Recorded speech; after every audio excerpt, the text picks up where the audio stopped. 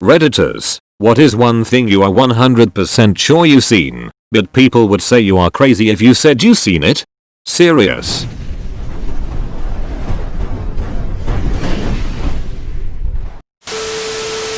Spent a lot of time in the woods building forts as a kid with friends. Saw a bear once and a mountain lion on more than one occasion. I was in central Illinois and both are supposed to be no longer in the area and haven't been for some time. Edit. I've received a number of messages asking for more information. All of these sightings occurred outside of Bartonville, which is a small village near Peoria. This was in the wild and wooded land that backs up to farmland and more private wooded land.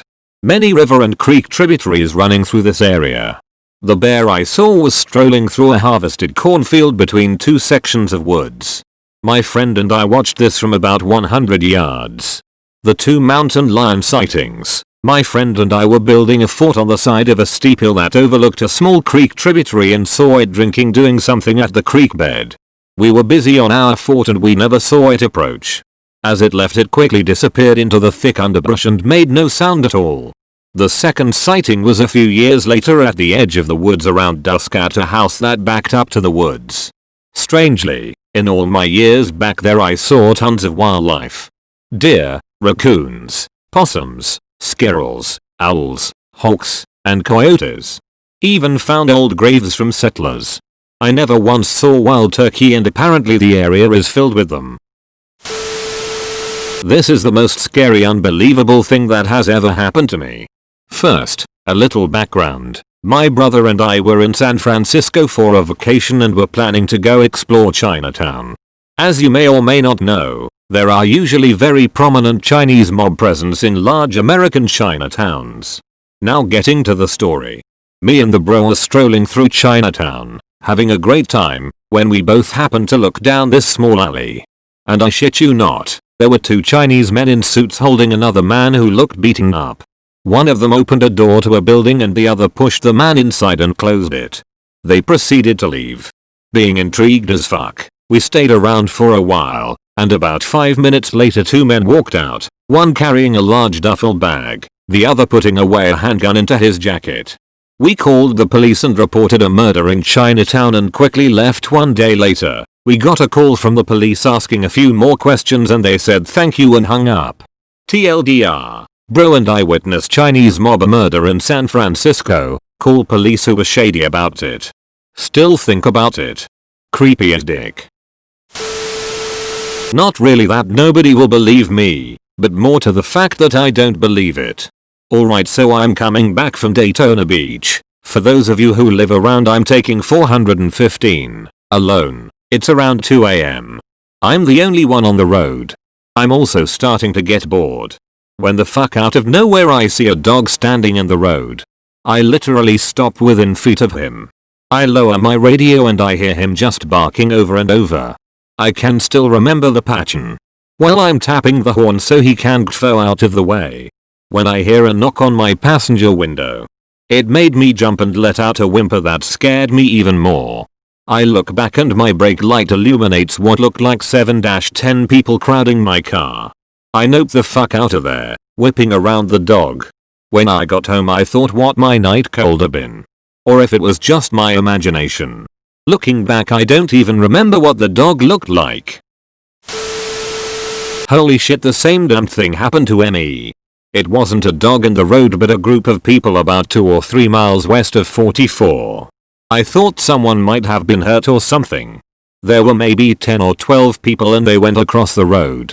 When I slowed down to stop, they started to move towards the sides of my car like a U-shaped formation. I had to slam on reverse and make a 3-point turn to get away from them. They had gotten in so close. I headed back to my boyfriend's place for the night and called the cops. They didn't find anyone out there apparently. Got another story, but this is short, scary, but with a twist. I was spending the night at my father's house, same one I grew up in, and was sleeping in my old room. I was dead asleep when a noise from outside in our carport woke me up. I thought someone might be breaking into my car. I got up, went to the window that looks out at our porch and front door. I pulled the drapes back and peered through the mini blinds. Now I am a retired deputy and not much ever phases or startles me, but when I put my face to the window to get a good look outside, SHT, someone was looking right back at me. Our eyes were locked on each other. It did in fact raise the hairs on the back of my neck. The eyes reflected and glowed. I saw the outline of the guy's face. I could not move. Was thinking of a lot of things in a short time, like how did this guy know I was there looking out the window and also if he saw me too. After about was felt like minutes, my brain woke up. The adrenaline kicked in after jumping out of a deep sleep. I realized I was looking at my own reflection in the window. Could not stop laughing. What a dork. Went camping when I was 17 with my friends and the ROTC instructor from our school. The guy was 53 and the biggest badass I have ever met, tough as nails. Well, we are coming back from town and driving down this long dirt road in the mountains. My friends and I were in the back of his truck and he slammed on the brakes. We look over the top of the cab and this animal was walking across the road. It looked like a coyote but was walking on its hind legs. After it crossed, it let out this god-awful screeching sound. When we got to the campsite, the ROTC guy made us pack up and leave. He has been all over the place with the army and has seen some crazy shit, but whatever we saw scared him to his core. Edit. This was in South Carolina near the Oconee State Park. I once had a dream in 4th grade that I woke up from bed, got dressed, and continued on with my day in the dream, and then saw a black van zooming towards me and then I woke up. Same exact small event happen in the real day, and a black van zooms past me right as I was going to cross the street. This affected me throughout the 4th grade, and I barely talked to anyone. I was too amazed and horrified about the theory that I just died and respawned like in a video game. I still freak out when I think about it. When I was in the 3rd grade I had a best friend named Austin Turner. He was always there for me as I was bullied a lot through the 3rd grade. Anyway, he was new to our school that year and him and I hit it off, talking about the same stuff, etc. We ate lunch together and were the only two people that sat with each other. He was an odd kid for sure, as in he was quiet and seemed to only talk to me. He had a very distinct laugh that just made me happy. Anyway, at the end of my 3rd grade year he told me he was moving to Florida. I gave him my home phone number and told him to call me if he was lonely. One day in the middle of my 4th grade year my mom answered the phone and said it was for me. Austin was there and said that he was enjoying his new school and made a couple of friends and all that. We said goodbye, and the next day I redialed his number to call him back. A woman picked up the phone. Thinking it was Austin's mom, I asked to speak to Austin. She said there was no one by that name there. I asked if she was Mrs. Turner and she said yes. Confused, I asked for Austin again and asked if she was Austin's mom. She said that she didn't have a son and wanted to know who I was. I told her that I was from my town, Cynthiana, and she said very seriously, we just moved from there, me and my husband. How did you get our new number already? I apologized, hung up the phone and never called back or have heard from Austin not his family again. TLDR. Had a best friend who turned out not to ever exist except for in my head, whom I swear was real. Dude, I am going to guess that either Austin is coming from an abusive home or his family moved due to Austin being bullied. Let's look at what you typed out in this comment. A case for Austin being raised in an abusive household. Austin is an odd kid because he feels out of place. He doesn't talk to a lot of people because he feels unwelcomed. This is not uncommon for abused children, antisocial behavior. However, he sees you are the bullied kid in school and he empathizes with that. He gives you his number because he knows that he will move. When you called him, the mother plainly said she had the same last name as Austin and had just moved from your area. She was probably afraid of what Austin could have divulged to you regarding her abusive household, so cut off all communication with you from there on out and told you she had no children. A case for moving caused by bullying. Austin Turner was new in town. He may have had to move before due to bullying. He saw that you were bullied and empathized with this, so he became your only friend. He was an odd kid and only talked to you because he was probably bullied before due to his odd behavior. He has a very distinct laugh because I bet he did not get a lot of practice with laughter in his past school being bullied and all. I'm guessing he was getting bullied in class, unless of course you had the same teacher and can confirm otherwise, and reached out to his parents who felt it best to move and cut off all communication with any possible bully kids by saying they don't have a son. Maybe since Austin was making new friends, he didn't ever call you again after that because he forgot about you and figured you did too because his parents never told him you called.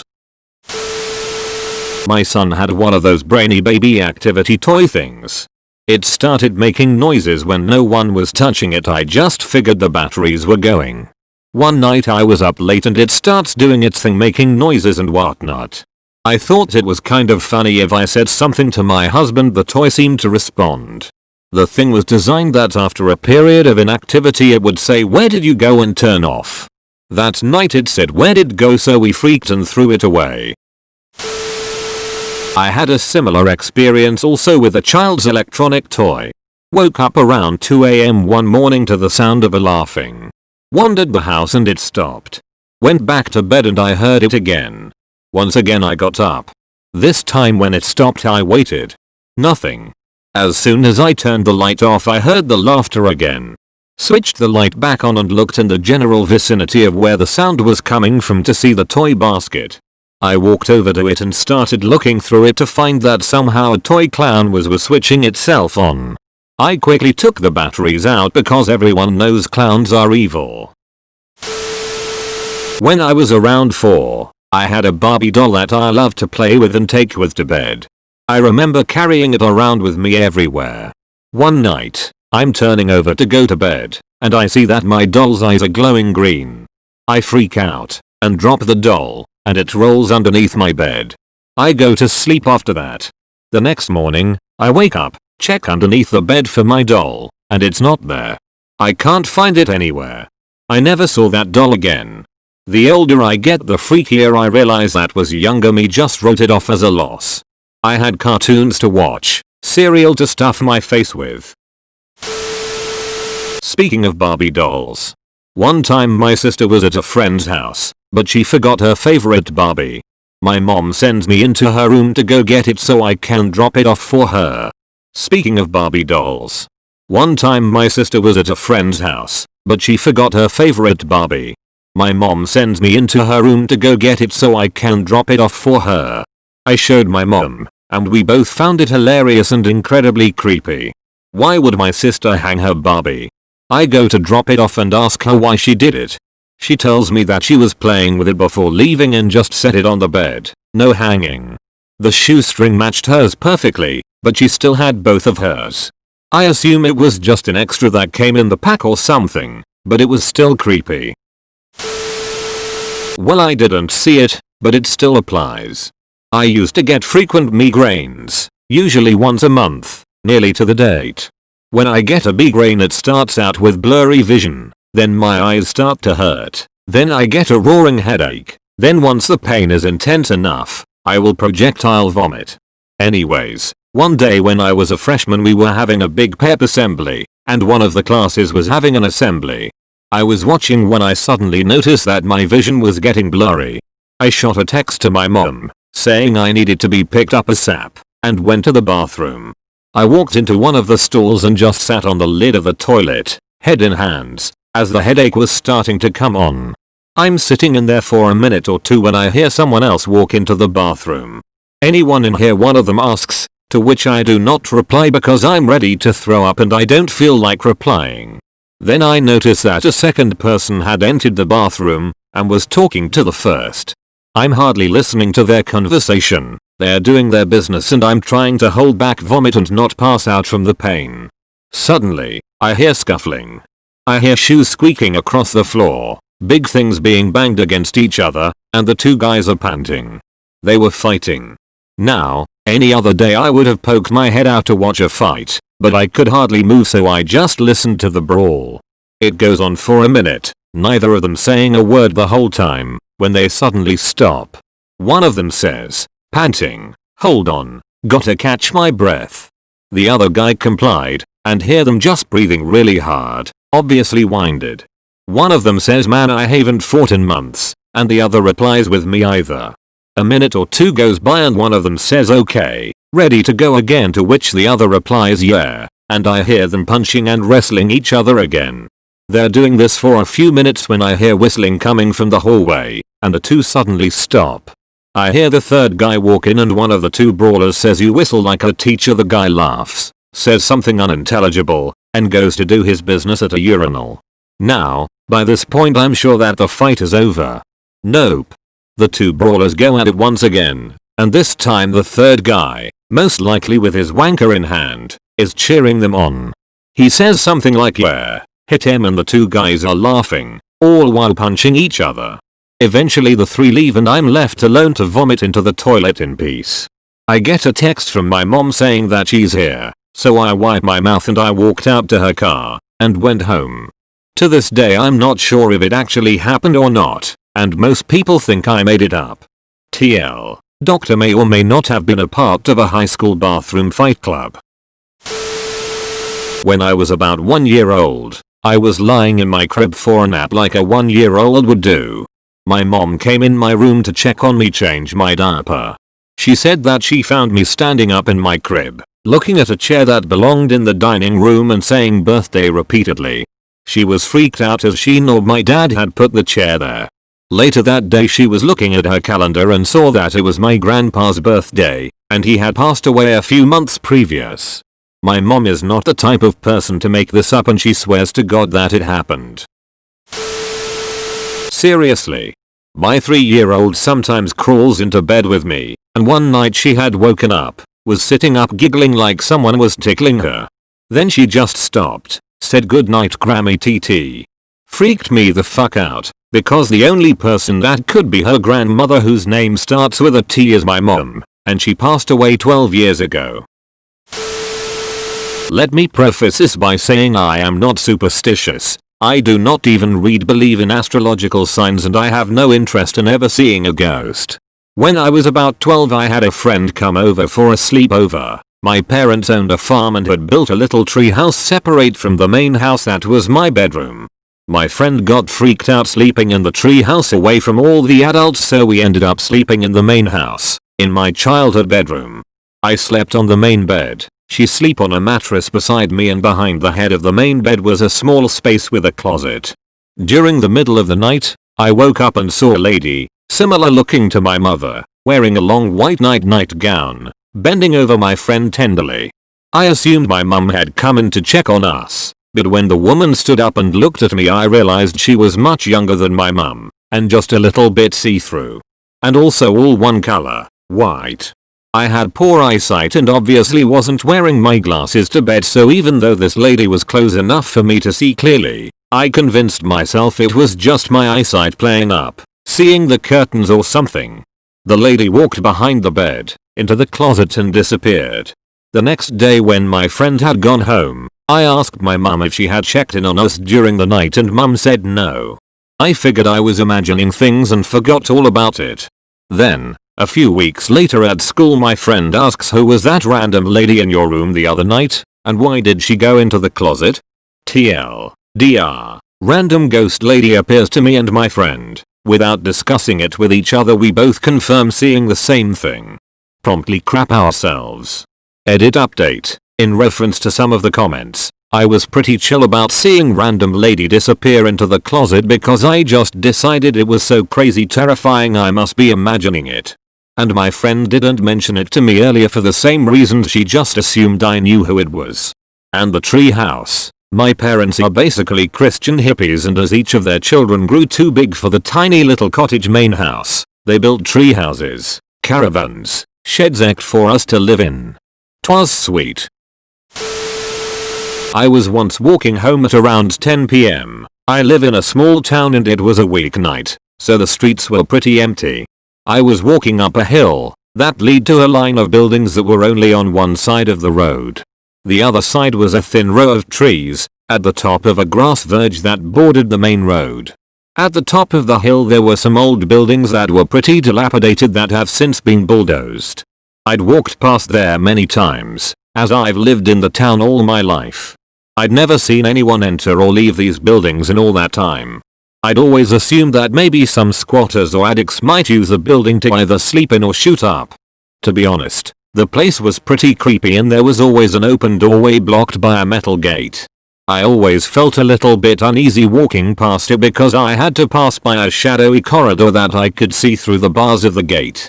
I used to imagine all manner of horrible things stalking through the darkness, all of which I thankfully never saw.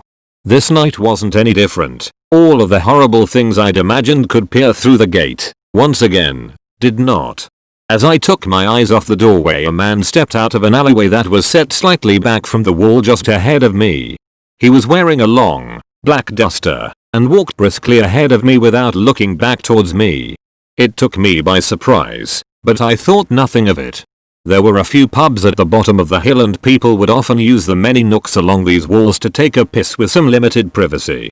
He was walking unusually quickly. I put it down to him being slightly embarrassed about almost being caught pissing up a wall. So he'd avoided making eye contact and made a speedy getaway. I wasn't very far behind him at this point, I'd say around 10 feet from him. He turned onto the next road leading off to the right. I turned to look down the road where he had been just a few seconds earlier, only to see a large, black, bird flying at around head height along the center of the road, again, about 10 feet from me. The man was nowhere to be seen. There was no way he could have ran to, no wall nearby he could have jumped over. Not in the 3 or 4 seconds he was out of my sight. I just stood there, frozen, as I watched the bird fly off into the night, doing everything I could to rationalize what I'd seen. Oh, and before you ask, no, I wasn't walking home from the pub. Thanks for watching, and don't forget to like and subscribe.